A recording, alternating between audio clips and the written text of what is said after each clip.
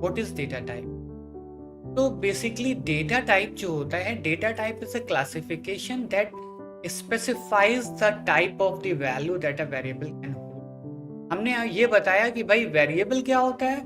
Variable जो है container होता है जहां पर वैल्यूज को रखा जाता है। ठीक। अब जो वैल्यूज होती हैं वो तरह तरह की वैल्यूज हो सकती हैं। तो वो वैल्यूज जो है उनका टाइप कुछ अलग टाइप होता है। जैसे हमने आपको यहाँ पर एग्जाम्पल के तौर पर दिखाया कि भाई इस कोड में जो हमने यहाँ पे दिखाया कि यहाँ पर देखिए हमने एज नाम का वेरिएबल बनाया, तो यहाँ पर 21 है, इस इंटीजर है।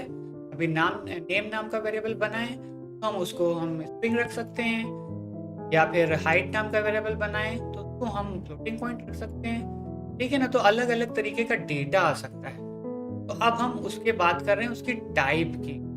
तो अब वो अलग अलग टाइप क्या हैं देखिए। अब हमने कहा कि जब कोई भी डेटा होता है कि अलग अलग टाइप होते हैं।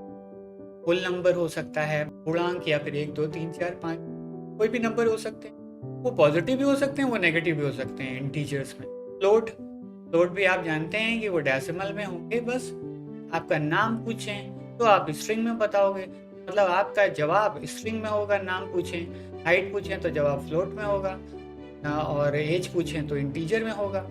इसी तरीके से आप हम पूछें कि जो है आप ग्रेजुएट हैं या नहीं हैं, तो इसका क्या होगा, ये बूलियन रिजल्ट होगा, ट्रू या फॉल्स।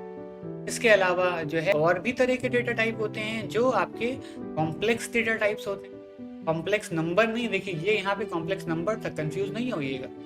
ये क्या है, ये जो है complex data type. Complex data type का मतलब है कि जो बेसिक डेटा टाइप से मिलके बनते हैं वो कॉम्प्लेक्स डेटा टाइप हो गए। जैसे लिस्ट लिस्ट है, ट्यूपल्स है, सेट्स है, डिक्शनरीज हैं, ये भी डेटा टाइप ही हैं।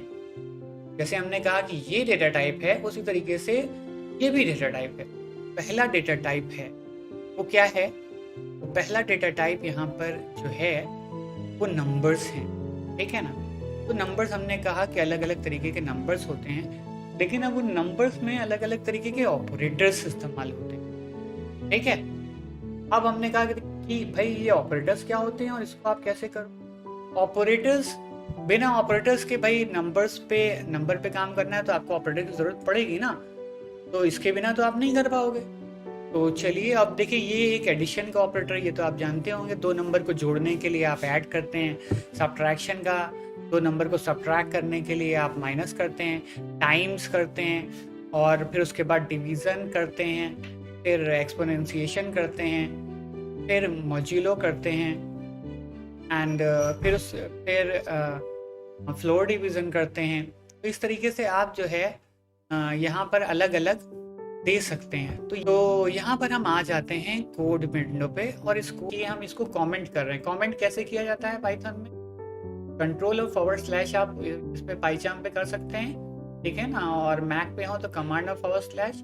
यहाँ पर हम क्या कर रहे हैं, जो है हमने ये कर दिया है command and forward slash, control and forward slash. और अब जो है आपको कि अब ये कमेंट करने का क्या फ़ायदा होता है। देखिए कमेंट करने का फ़ायदा ये होता है कि ये कोड जो है अब यहाँ पे हम देखिए रन करा रहे हैं, कुछ भी नहीं हो रहा है। क्यों नहीं हो रहा है, क्योंकि जो है ये कोड को पाइथन हमारा इग्नोर कर रहा है। तो कमेंट कराने का तरीका, बस आप हैशटैग लगा दो उस लाइन के आगे।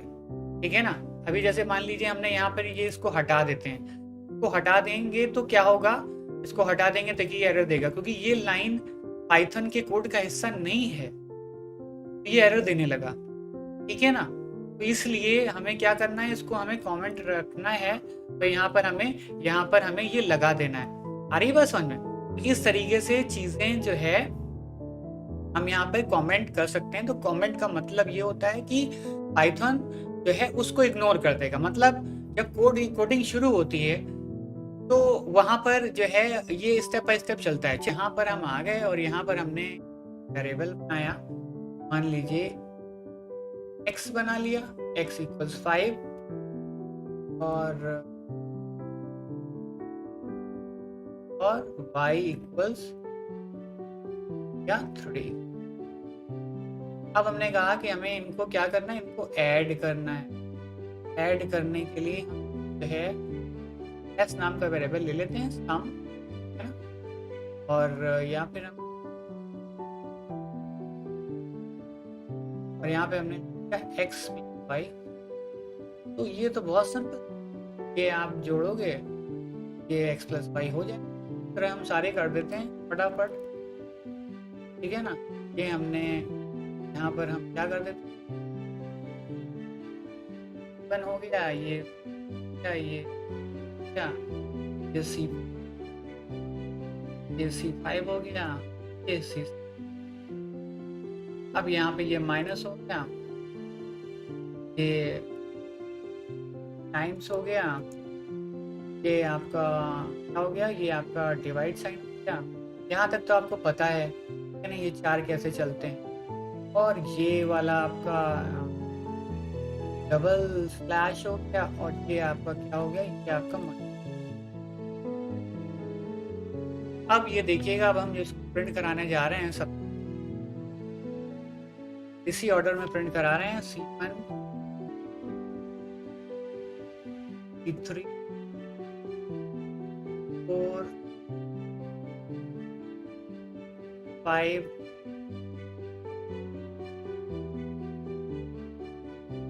ठीक है ना। देखिएगा अब इसका रिजल्ट ध्यान से देखिए, तो रन कराया, इसका रिजल्ट देखिए क्या आ रहा है। यहाँ पर देखिए पहला 8 आ रहा है ना। 8 क्यों आ रहा है, क्योंकि भैया x और y 5 और 3 8 ही तो होता है। दूसरा जो है क्या आ रहा है, 2 आ रहा है, 5 और 3 को घटाइए 2 ही तो आएगा। तीसरा आपका 15 आ रहा है, तो ये 5 और 3 को मल्टीप्लाई करिए तो 15 ही तो आएगा। फिर ये आपका चौथा क्या आ रहा है, ये डिवीजन का रिजल्ट है। 5 को 3 से भाग करिए तो ये 1.66666 करके आएगा, ठीक है ना। फिर आपके बाद जो है जो पांचवा आ रहा है, पांचवा 1 आ रहा है, तो ये कैसे आ रहा है, क्यों कि देखिए 5 को आप 3 से भाग करेंगे तो 3 कितनी बार 5 में जा सकता है, 3 कितनी बार 5 में जा सकता है, तो ये वो नंबर देगा। क्योंकि 3 1 3, रिमाइंडर आएगा 2, तो रिमाइंडर निकालने का काम ये मोजिलो करता है। तो क्या बोलते हैं इसको, मोजिलो। रिमाइंडर देगा, तो जब 5 को 3 से भाग करेंगे तो शेषफल आएगा 2, इसलिए C6 को प्रिंट करने पे क्या आता है, 2। लेकिन ये जो है ये आपको फ्लोर डिवीजन देता है, इसको फ्लोर डिवीजन भी बोलते हैं, इसको क्या बोलते हैं, इंटीजर डिवीजन भी। तो 5 को जब आप 3 से भाग करोगे तो 3 कितनी बार जा सकता है, 5 में 1 बार जा सकता है। तो ये चीज तो हो गई, ये तो ऑपरेटर आपको समझ में आ गए। तो चलिए, बाकी आपको जो है वीडियो अच्छा लगा हो तो इसे लाइक जरूर करिए और अपने फ्रेंड से शेयर करिए, ताकि जो है सभी का फायदा हो पाए। और कमेंट में हमें बताइए कि आपको क्या नहीं समझ में आया, और अगर कुछ भी नहीं समझ में आया तो उसको जो है आप यहाँ पे लिखिए। तो नेक्स्ट डे मिलते हैं।